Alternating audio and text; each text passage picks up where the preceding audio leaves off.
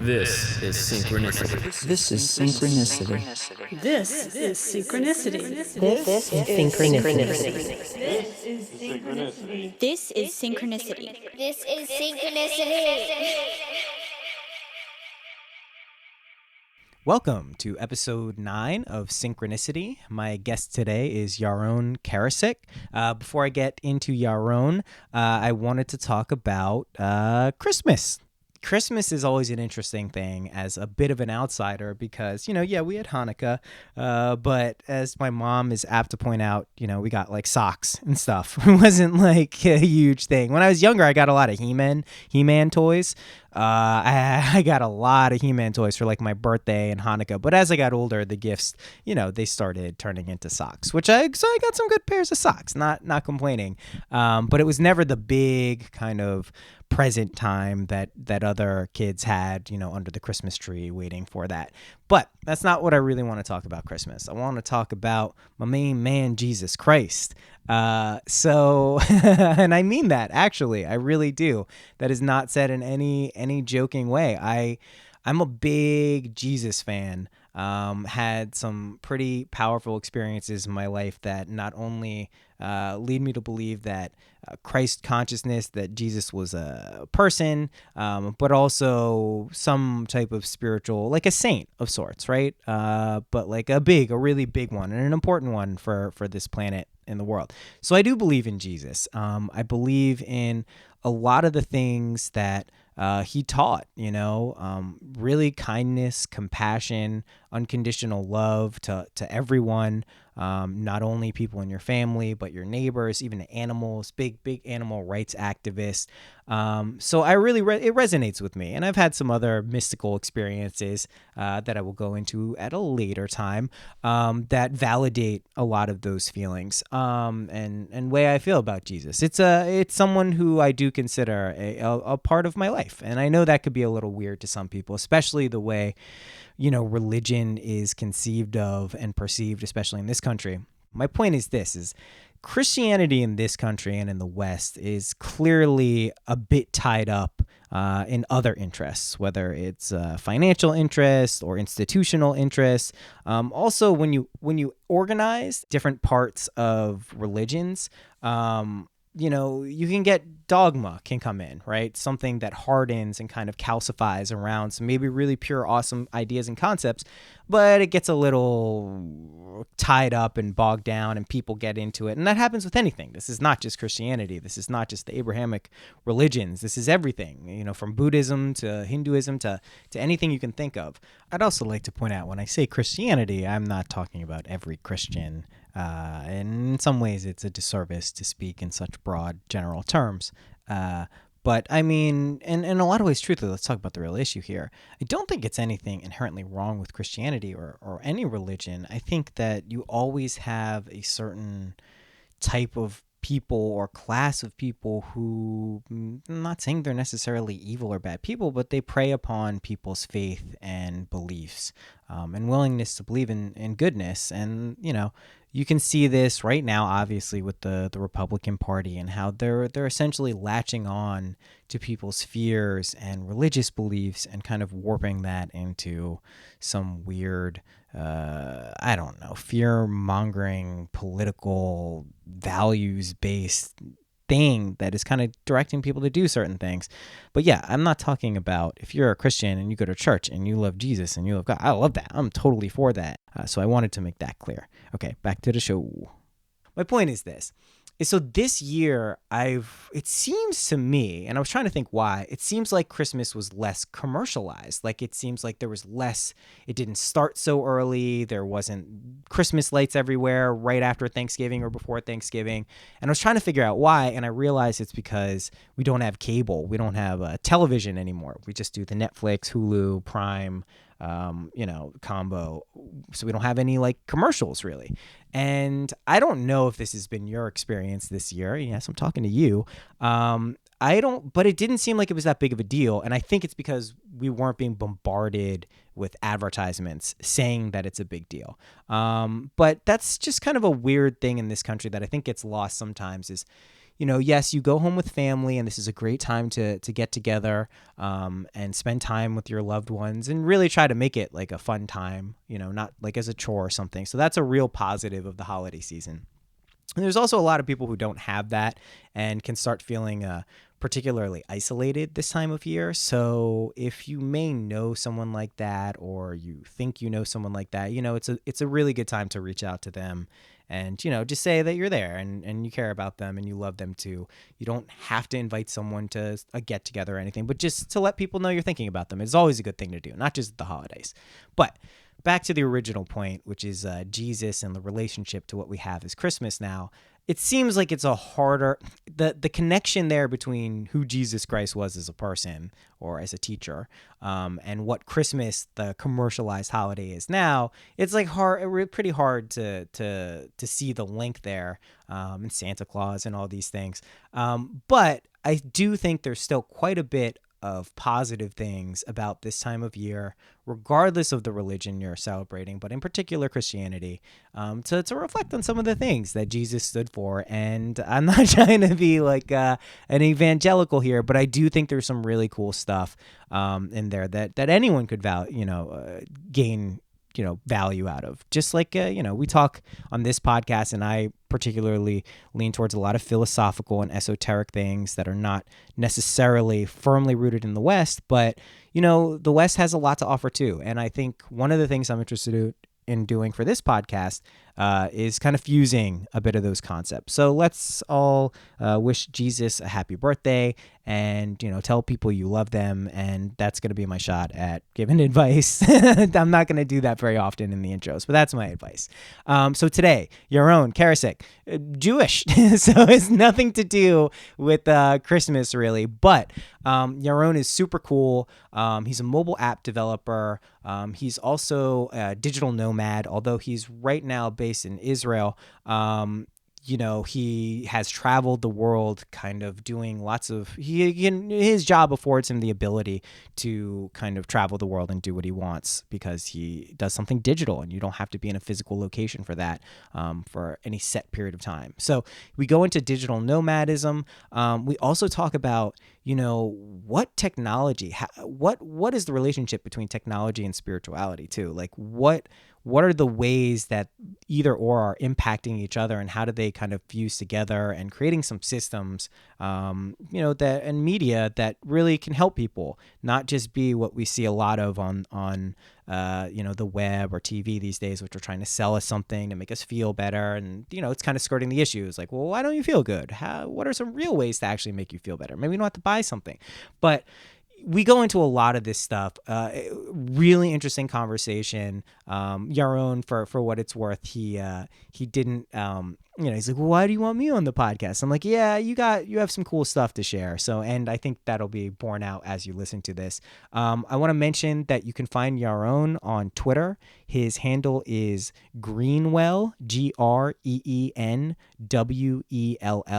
And he has a new app out, very cool. If you're a basketball fan, NBA, he's got a really cool new app called 24, and you can find it on the App Store. And it's pretty cool. It kind of aggregates conversations based on Twitter around the NBA. The NBA is actually really forward thinking in the way they approach kind of fans making media and talking about it too. Like, whereas the NFL kind of clamps down on any like GIFs or like things, people sharing any media, they like don't allow that. The NBA is actually pretty encouraging of it. So some cool things have come out of that. So yeah, if you're into basketball, NBA, get that app. But yeah, I mean, enjoy the conversation here. I think it's one of the more interesting. It's always interesting to talk to someone who's doing really high level work. In this case, it's app development, but also have a very real connection to kind of not so worldly concepts. Ultimately, they're worldly, but more esoteric concepts. So without further ado, here is Yaron Karasik.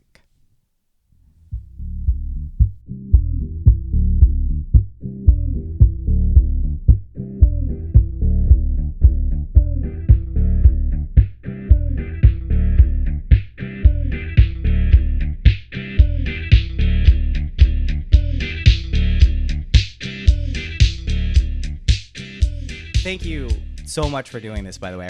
I do appreciate your time and taking it out to do this. So thanks again. Yeah, my pleasure. Okay. So I'm going to do a whole intro so you don't have to worry about me explaining who you are. I'm just going to ask you questions. You relax, sit back, don't worry about it. Okay. So I met you when you reached out to Love Serve Remember to help with a mobile application, which is now the Be Here Now mobile app. So that was my first experience with you. My first question is A, what prompted you to reach out like that? And how did you get into Ram Dass or spiritual things? What was the trajectory there for you? Yeah, it's a great question. So I think all throughout my life from a very young age, I've always been interested in, the mystic aspect of life, just figuring out what it's all about, looking at things at a more deep way and, just understanding what's really going on. And initially, I went to places like philosophy and psychology, reading a lot of those materials, a lot of the classics in those fields, some spiritual teachers, some things related to that. And everything was really interesting. It was really enlightening, was really intelligent. But it never really felt, it never clicked, it never felt right. It never really explained things all the way. It always left me with a bigger question still intact. And I came across, I'd never heard of Ram Dass. It was about maybe 10 years ago. Okay. And I think, I don't even remember exactly how, I'd never heard the name before and the name just popped up somewhere. I can't even say from where, and I just Googled him, and I remember, I do still remember this moment exactly when it came on his Wikipedia page. I remember that the picture there is him with Rabbi Zalman Schachter. Yes. I remember the exact day that I saw the image on Wikipedia, and I started reading. Oh, so this guy he's a spiritual teacher. He's also one of the first people to experiment with LSD. This sounds really interesting. Yeah. Wow. How had I never heard of him? So at that point in time, there was not a ton, not like what we're doing today with MyPodNet and with the Ram Dass organization. There wasn't a lot of material there, so I was able to find one collection of Ram Dass talks called Experiments in Truth, which is basically 8 talks from various points in his life. And I'd always been attracted to India specifically. I'd been there twice, traveled there after leaving the Israeli army, and then another time. And so the fourth track was called Travels in India and Beyond. And I didn't even know that Ram Dass had been there, but that was the first track I heard. I remember I was at the gym some early morning. I still remember that. And just from the very first moment I listened to that, I was like, wow, this guy totally gets it. This is what I've been looking for. Yeah. This is really the explanation for everything. And I continued listening. I heard Ram Dass' story. I definitely connected because I think I come from a pretty similar background. And then I listened to some other talks, and suddenly the whole web of, of Ram Dass, and Maharaji, Neem Karoli Baba, and suddenly, all the people that I had known about that were connected to him. And, it's like when you realize that something had always been there, but you never, it was right in front of you, but you'd never ever seen it. Yes. So the rest is history. I've been, listening to his talks, and from him getting to a lot of other teachers, and it's really made a big difference in my life. So that's how I came to know. That was the first part of the question. How I came to know. Yes. And the second thing is, so I've been doing iOS apps for the last 5 years. It's something I'm really passionate about. Yeah. I feel that it's a very kind of unique experience that we have these days, is using these apps, which are very, they're computer programs basically, but since they're on our little phone and they have all this information about us and they're connected to our social networks, then they become so personal. So I remember once I was just, is there a Ram Dass app? I'm really interested in seeing. So I searched for that, and I found an app which was, I'm very sensitive to the technical level of how apps are done and the design and really making them as nice as possible. So I did feel that it wasn't up to the level of the material. Yeah, sure. Which prompted me to reach out to the foundation. And just the thought of being able to help Yeah. promote this kind of content in the way that in what I'm good at, what I'm good at doing, really excited me. Yeah. Yeah, that was the start of it. Well, and I'll say this, I mean, since the very first day that you got in touch, it's just been a real pleasure getting to know you and just the work you've done. You know, we have, I'm sure you can imagine, a lot of people get in touch wanting to help in a lot of different ways. And sometimes they're able to, but just from the very beginning, you had such a refreshing perspective on this, and really just your work spoke for itself. It's been awesome. But Yeah, for me too. you touched Over- on, thanks, well. man. You touched on a couple of things here when you were talking about how you were getting into spirituality that I want to delve into. One was you said you had always, and much, I can relate to almost every single thing you said to the T, and we'll get into that. But you mentioned always being kind of interested in the mystical or kind of the unseen aspects of reality, so to speak. What were some of the philosophers who you originally gravitated towards before getting into Ram Dass and that stuff? I think I haven't I haven't read that stuff in so long that I can't, and it really didn't affect me that. Yeah. I can't even remember. But as you know, I started with like the classic philosophers. I remember reading Kant, and I read a lot of spiritual teachers, books by Krishnamurti and Shivananda and Satchitananda, and Yes. a lot of, I mean, great teachers. But I think that it was always kind of just disconnect. I think like the Western philosophers were too much based in the intellect. They were Yes. always trying to reason Yes. and explain things. And it always came to, okay, so what's the reason behind that? Like they're like building all these kind of logical structures Yeah. over something, but it was never something complete, and it never, it always the big questions would always Be always skirted. remain Yeah. the same. Yeah. Yeah. Well, I love that you, one of the things I really enjoy about you, Yaron, is you clearly have this mystical kind of, esoteric aspect of interest, but then where you actually work is such a highly technical, rational, like I know what goes into it. We don't do completely dissimilar work, but I think that's pretty cool that you can fuse those two things. And I think it's ultimately important because not everyone is just going to be able to relate to some of these things from a woo-woo perspective, for lack of a better word. Sometimes it does need to be a more practically based, like stuff we see with the mindfulness movement in the West. This is purporting to have practical benefits, which is less than like, oh, you need a guru and he's going to solve all your problems. So I see the advantages to both sides, and I like that you've been able to fuse them in your own life. So you also mentioned being interested in India, and you went to India twice. What brought on that in your life? So again, the reason is not that the actual like story is a little less exciting, but it turned out to be like it's my favorite place in the world, and I'm always thinking of when is the next time I go back. Yeah. But as you know, I'm from Israel, and in Israel we all go into the army for Yes. a period of 2, 3, 4, 5 years, depending on the type of service. And I had a great army service. I was in the intelligence unit, and it gave me a lot of background into what I'm doing today technically. And in tradition in Israel, which is it's been that way for the last 20 years, is that when you leave the army, you go on a long trip of between 6 months, a year, maybe a little less, maybe a little more. But it's something that every Israeli that leaves the army at the age of 21 does.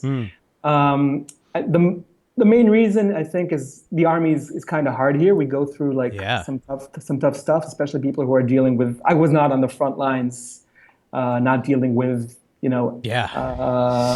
day-to-day issues like that. But it's kind of a little bit traumatic for everyone. So we all go and unwind. So the two most popular destinations are South America and in India or Southeast Asia.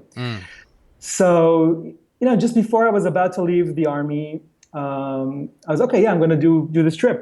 And only then, really, okay, so where do I want to go? And then I started reading and really learning and thinking about India, and just everything sounded so magical and so interesting, and just learning about the religious beliefs and the different the lifestyle there, and the language and the even the geography and the food and everything. Really just something I was immediately drawn to. And I just remember imagining for months I just really wanted to go on that trip. And it was it was as special as I imagined. So I've been there 3 times so far, and Oh, I'm already wow. thinking about the fourth. Cool. And there's just something.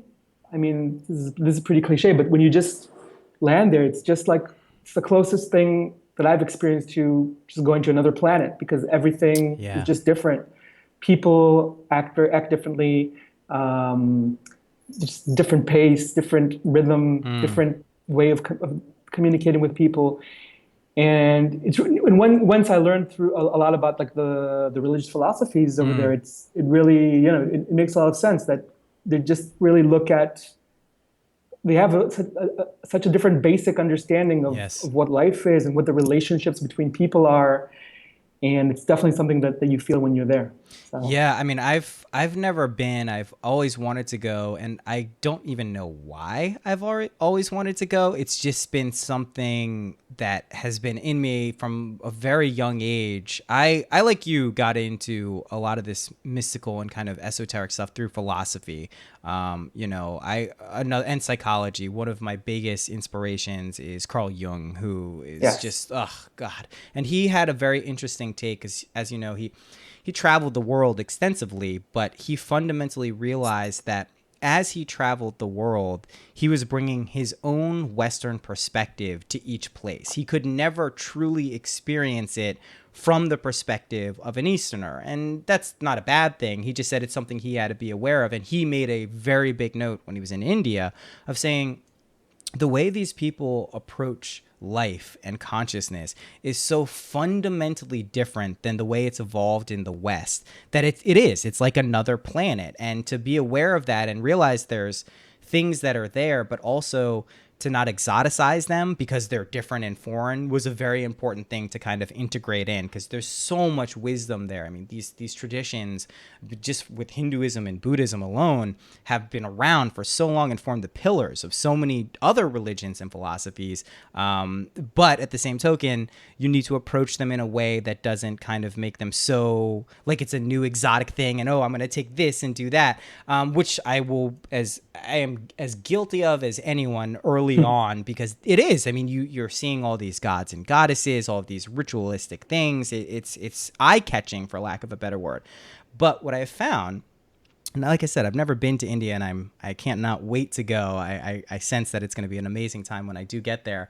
But what I've sensed is that there is something you can relate to without having been or going to India that is still inside of everyone. There's what they're talking about, what is written about is so fundamentally inherent in everyone that there's a way to access that without physically having gone. Because I know a lot of people in our community, in the Ram Dass and Neem Karoli Baba community, a lot of people feel kind of bummed out that they didn't get to meet Maharaji in person. Yeah. A lot of people feel like that. Like, having gone to the retreats a couple times, it's one of the things you'll hear people say, because you're hearing all of these amazing stories, being with him in the body, like all these things. And you can see some people are like, well, I wasn't alive, or I didn't get there, I didn't know. And there's like a sense of longing.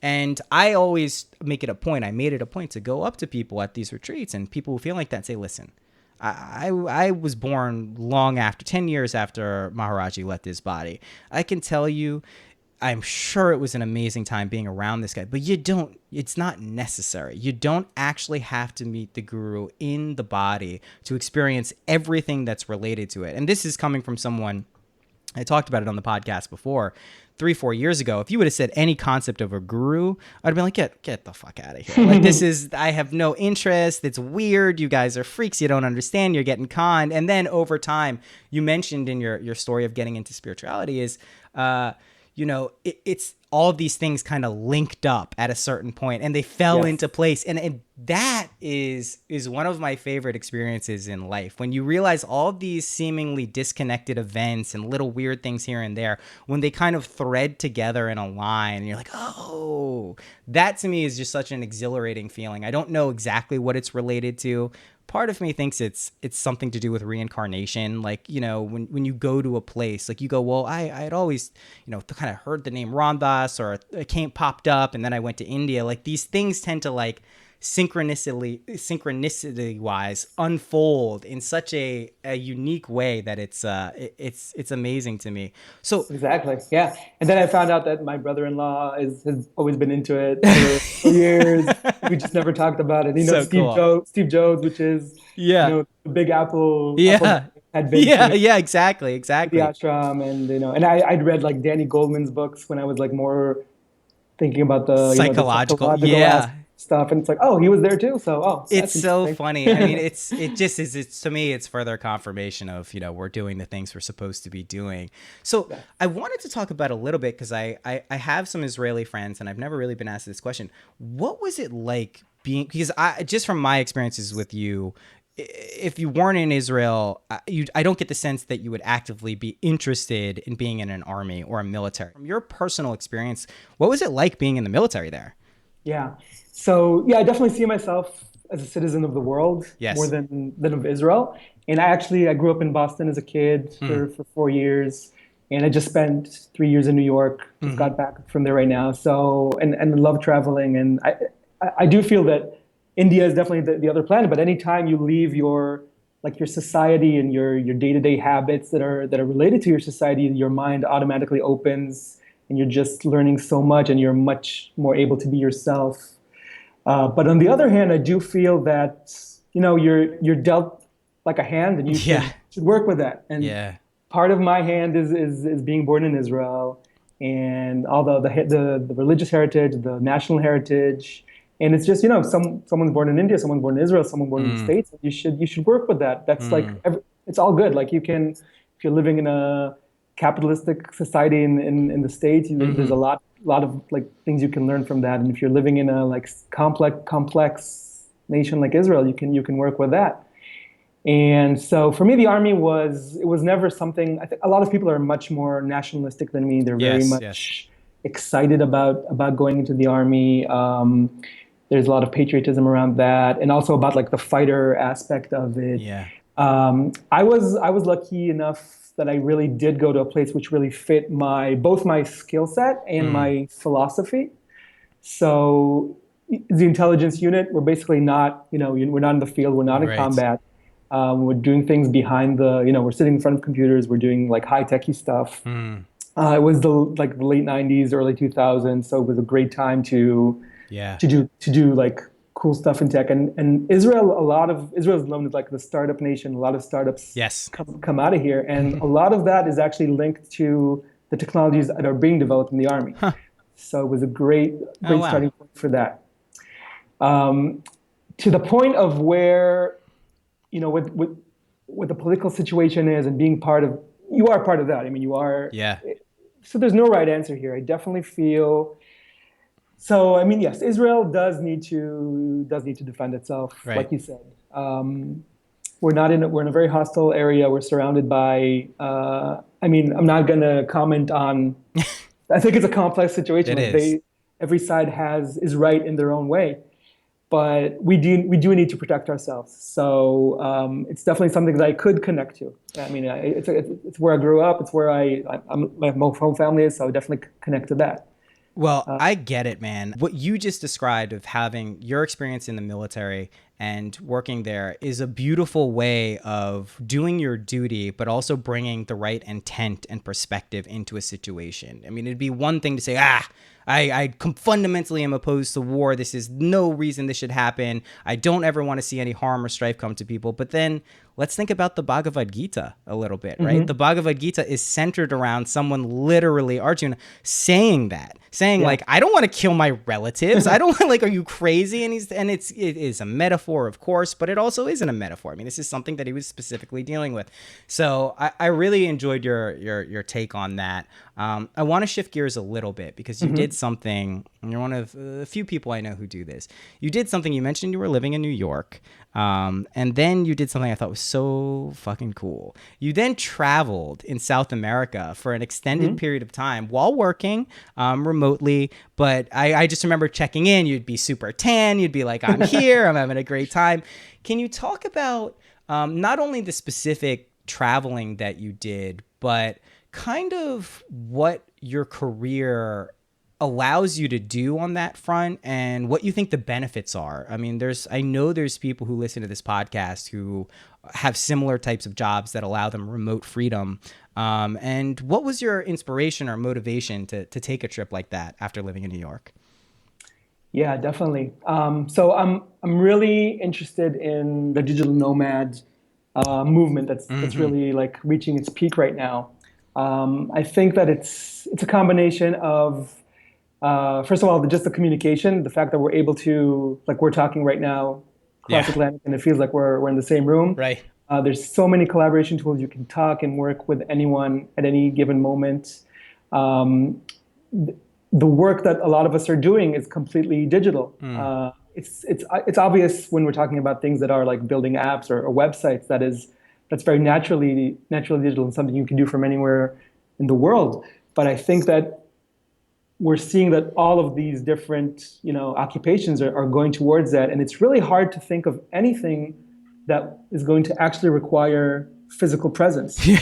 I mean, even like you think of something like therapy, but people are doing that over Skype or a guitar teacher. People are like the things that require the most intimate connection between people can be done via the web, and it's pretty seamless.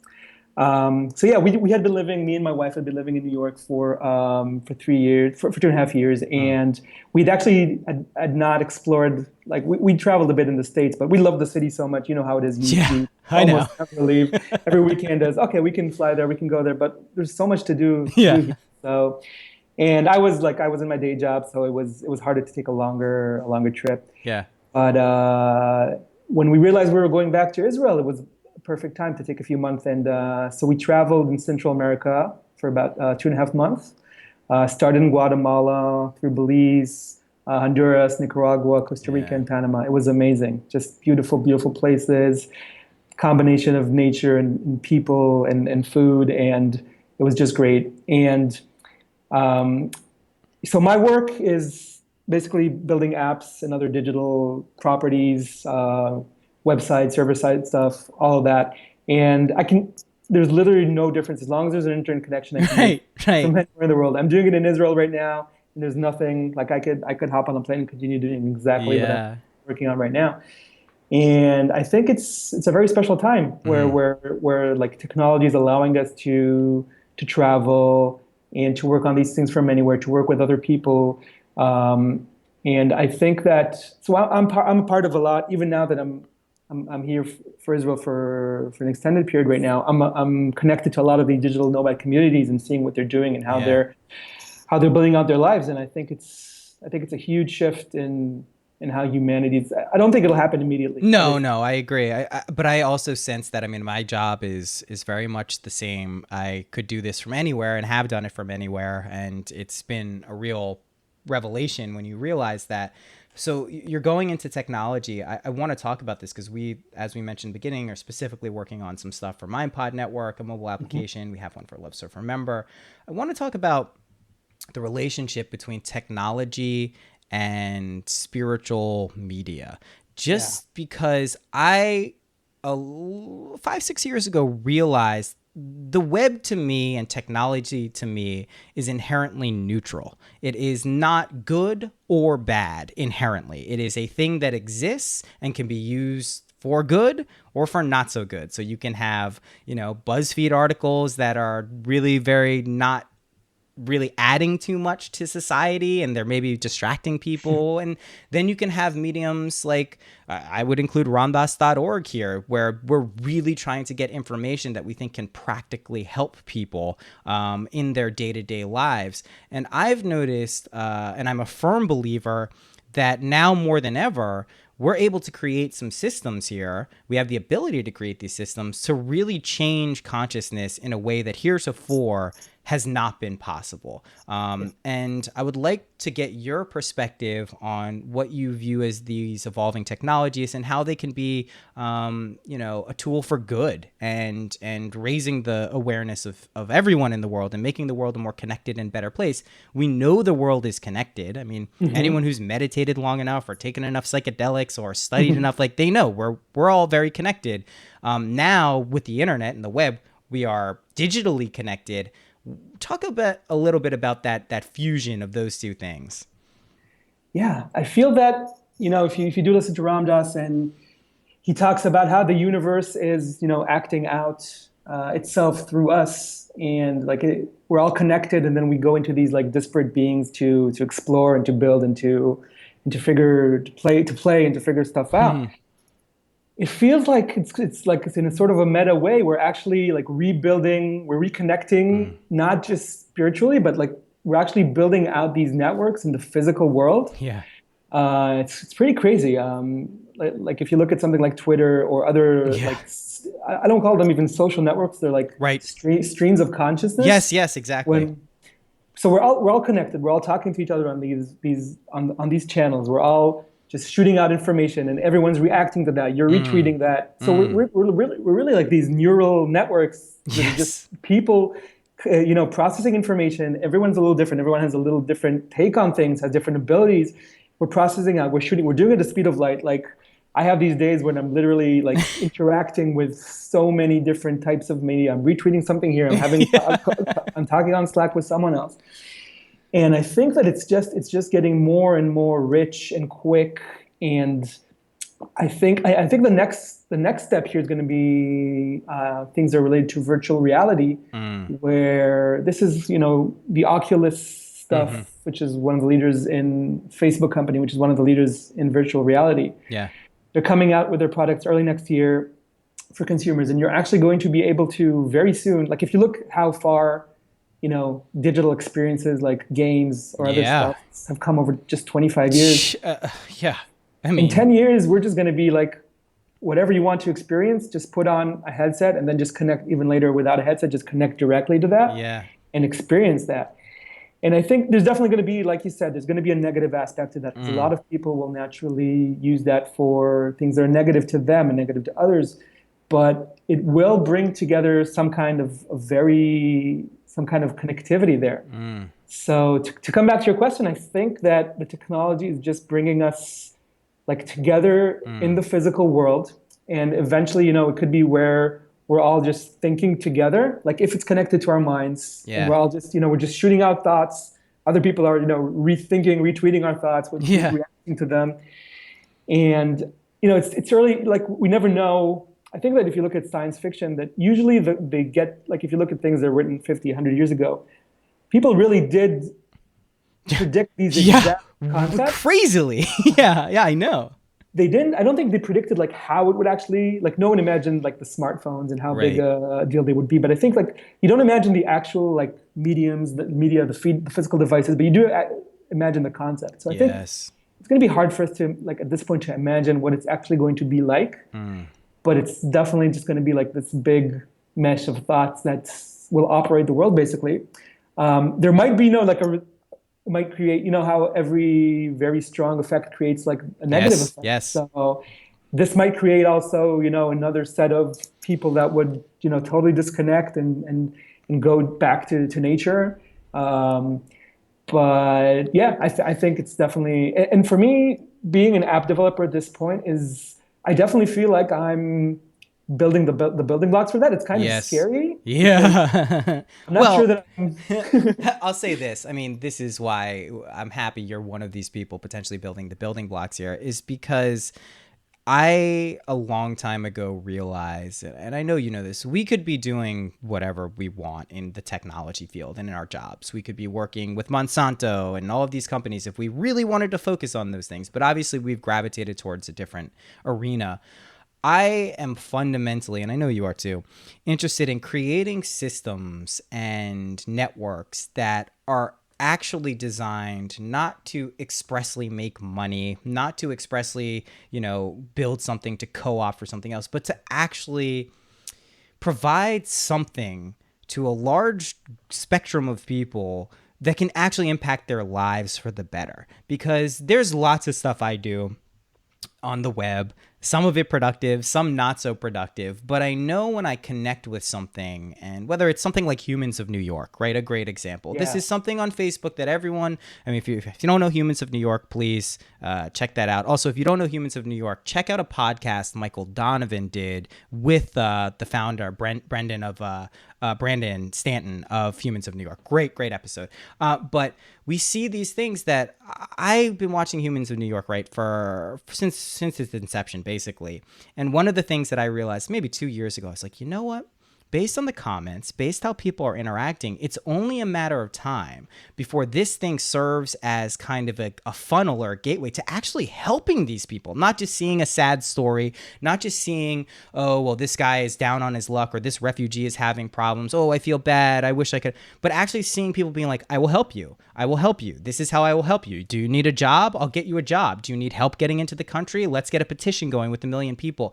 So I see those things, evolving slowly, very slowly. I mean, granted, I think there's a lot more we could be doing with crowdfunding and really making an actionable difference for a lot of people, but they're evolving in a way that gives me a lot of confidence that people genuinely want that stuff. I think the reason that people don't engage with that stuff is it's not what is out there right now. What is running the web for the most part is a permutation of like the industrial commercial complex, right? I mean, is advertising revenue. I'm a big Google fan. I am also very wary that companies like Google and Apple control a disproportionate amount of our web attention and technologies, which theoretically can be a scary thing.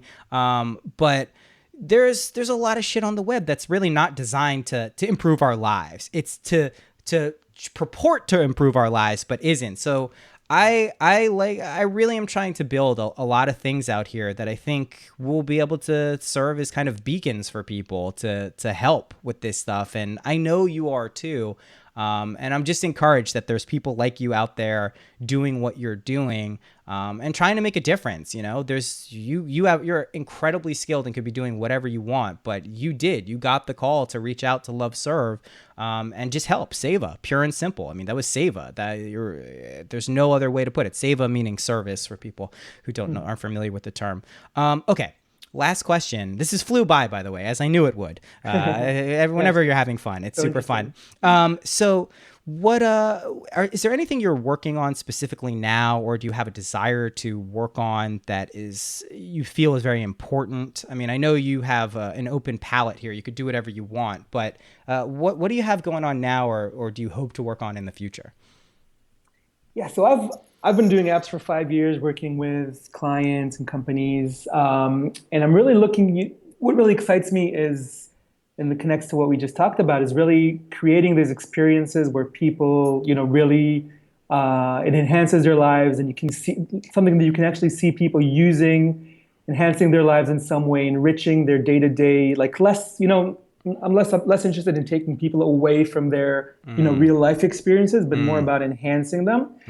So I'm definitely in a place where I'm looking for, I think, the app, there's so many apps out there, and it's definitely become like a very, very saturated market. Yes. And I think that like the interesting, there's not going to be like no one's going to be thinking of a new kind of app or something that does something new, but really just finding these experiences where like the modern person can really find solace or connect to other people or enrich themselves in some way.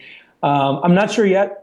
This is one of the reasons why I was so excited to work on the Ramdas app and the MPN app, and because I do feel that the way that I discovered Ramdas, and today there's just so, like, if I mentioned that there was one CD I could get 10 years ago, right now there's just tens of thousands of hours of material, which is all so interesting and so enriching. Yeah. And just to bring that to people and to connect them. So I'm definitely, I do have that open palette. I'm looking for those experiences. One thing so I'm working on these little projects on things that I do enjoy and I'm passionate about. So a different, like something that's very different from what we talked about is me and a couple of friends launched an NBA app yesterday. It's called 24. You can find it on the App Store, and it is actually a little bit connected to what we talked about, because with Twitter, it's really hard today. There's so much interesting information going on, but it's really hard to connect it to something else that you're experiencing. Yes. And so what we looked at is, so you're watching a basketball game, and there's so much interesting stuff going on Twitter. Commentators Yes. talking about it. Fans are posting vines of dunks and amazing plays. The players are tweeting something before or after the game. Yeah. And it's really hard to like go into Twitter and focus on that, on a specific game. Yeah. Like Celtics versus Cavs, give me the Twitter stream for that. So that's what we tried to do in that app. So it's basically based on curation. We curated a bunch of these commentators, players, teams. Yeah. And anytime, so if you tap into, so you can follow any game on this app. And if you tap into the Celtics Cavs game, you'll see tweets that are related to that specific game. And it's something that, as simple as it may sound, that you really can't do today. You can't go into Twitter and like funnel it onto that event, and you're not going to follow all those players. Right. It's infeasible for a game. Exactly. Well, I will say this. I've used this app, and it's brilliant. And I'm an NBA fan. I'm a much bigger NFL fan, but I do love the NBA. Twitter to me is one of the most fascinating things. You've lured me back into this conversation because I've been on Twitter since I think 2008 or 2009, maybe 2007. And I immediately keyed into what you mentioned before, which is this is a unique way of communication that heretofore has not been experienced, even with chats. It is you eliminate the verbal funnel for consciousness. You're just putting out these things. And I think one of the things that a lot of people have problems with Twitter, because some people are like, I don't get Twitter. It's not intuitive to me, is you are ultimately responsible for curating your stream and identifying people who are going to provide with what you want. I am of the strict opinion, this is my personal Twitter ethos, I don't ever follow more than 100 people. Ever. And I know if I continue to expand my network, that may become a little bit shakier, but I do it because I want to make sure I'm devoting enough attention to the thing I'm focused on and the people I want to be focused with. So something like your app where you rally around a specific event, which like you said, you're not going to follow every Golden State player and commentator and reporter just for one game you're watching between your favorite team or if they're your favorite team. But being able to have it aggregated in one place, I mean, that the potential that's there, not just for NBA, but for other stuff, it's brilliant. It's great. And I think you've done a really cool thing.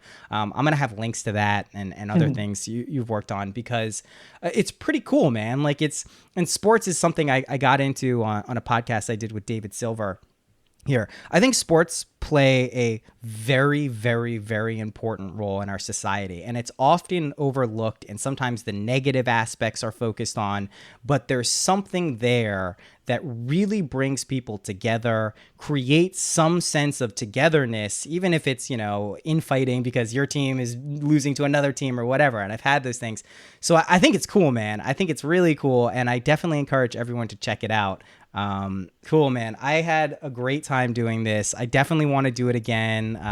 And thank you again. Thank you so much for doing this, man. Thank you. I love the podcast. Great job. Thanks. Pleasure.